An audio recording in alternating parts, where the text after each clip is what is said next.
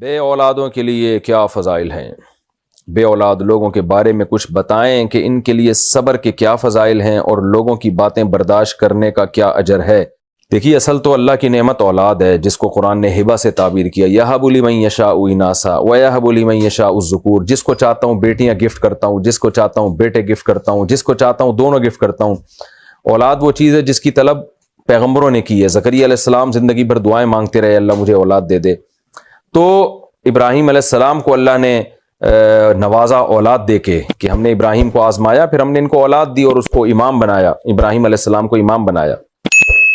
تو اصل تو یہی ہے، اللہ سے اولاد مانگی جائے، اور اگر کوئی بیماری ہے تو اس کا علاج بھی کریں، لیکن اگر نہیں مل رہی تو یہ آزمائش ہے۔ اور آزمائش کے بارے میں نبی صلی اللہ علیہ وسلم نے، قرآن نے ایک اصول بیان کیا ہے کہ بعض دفعہ اللہ کسی کو آزمائش میں ڈال کے آزماتے، اگر وہ اس آزمائش میں پورا اتر جائے تو حدیث کے الفاظ ہیں کہ من سخط فلہ السخط، جو اس آزمائش میں اللہ سے ناراض ہو گیا کہ میرے ساتھ اللہ کیا کر رہا ہے، تو اللہ بھی اس سے ناراض ہوتا ہے۔ وَمَن رَضِیَ فَلَهُ الرِّضَا، اور جو اللہ سے راضی ہوتا ہے کہ میرے مقدر میں اللہ نے یہ چیز لکھی ہے تو بس اسی پہ خوش ہوں، تو پھر اللہ بھی اس سے راضی ہوتا ہے۔ تو صبر بہت بڑا اجر ہے۔ تو آپ کے لیے یہ آزمائش ہے کہ آپ کی اولاد نہیں ہو رہی، تو اس پہ آپ صبر کریں، اللہ اس پہ آپ کو بہت بڑا قیامت کے دن انشاءاللہ اجر عطا فرمائے گا۔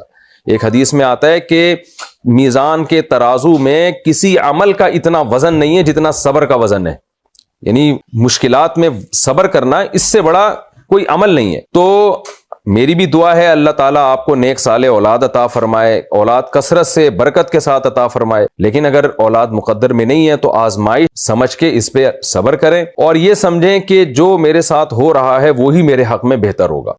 فمن رضی فلہ الرضا کا مطلب کیا ہے؟ جو اللہ سے راضی ہو گیا۔ کیا مطلب؟ بھائی اللہ سے میں خوش ہوں، اللہ میرے ساتھ غلط نہیں کر سکتا، تو ہو سکتا ہے اسی میں آپ کی بہتری ہو۔